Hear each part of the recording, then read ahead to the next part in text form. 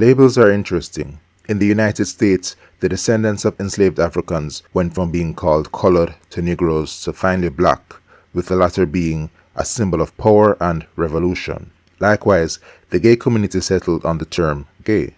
I am a gay Jamaican, and I've been thinking about this for a while. In Jamaican Creole, aka Patwa, there is no way to refer to gay people that isn't derogatory, that isn't a slur. Jamaican society doesn't even distinguish between homosexual, bisexual, and pansexual.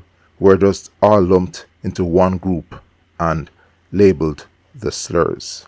We do go by gay in English, and gay has become an acceptable loanword to refer to us in Patwa, but we haven't moved far enough in LGBT rights that there's a non-slur way to refer to us in Patwa. Speaking of English, I've been in advocacy groups where people use the term persons of trans experience, which even at the time I thought was a mouthful. The idea is to emphasize the personhood of the transgender person. These advocacy discussions, though, always seem to happen in English.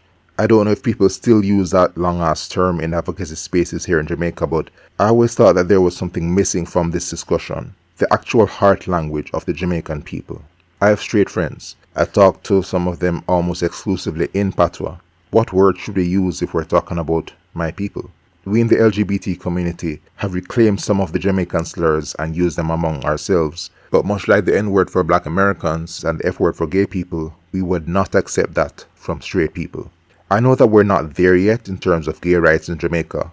Any term that we come up with in Jamaican would likely end up just being used as a slur by the homophobic public. But I think this is something to consider. Maybe one day we'll get to the point that we can actually settle on Jamaican non-slurs for the LGBT community. Maybe.